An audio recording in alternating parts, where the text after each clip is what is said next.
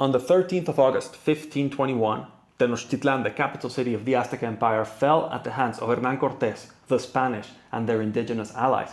A cataclysmic event that in the Nahua worldview was cosmologically bound to happen.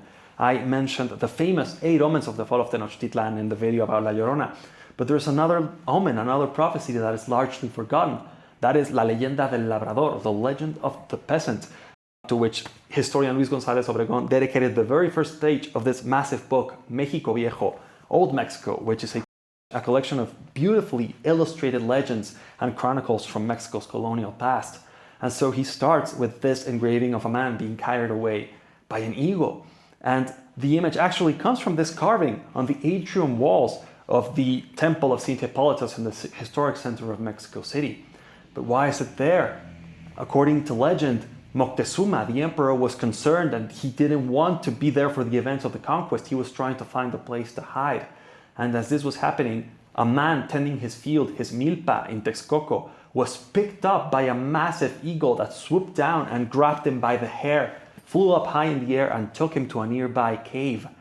Once in the cave, the eagle said, "My lord, I have brought him to you." And a voice told the man to come closer. And once in the cave, he saw Moctezuma, the emperor, lying there unconscious.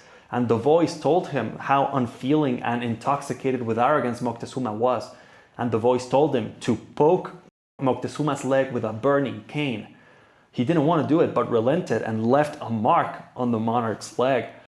The voice instructed him to go back, and so the eagle flew him right back to his milpa and told him not to be afraid and to go do as he was told. And so he did. And as he was telling Moctezuma of what had happened, Moctezuma remembered that that night he had had a nightmare about a man burning his leg, and so he removed his garments and saw a scar on his leg, which drove him mad with concern, with sorrow, and he couldn't leave the bed for days and had the man locked up to die of starvation. It is a crazy story, but it is part of the mystery, the magic that surrounds Mexico's past. If you're interested in more stories like this, please stick around for more of Timeless Mexico.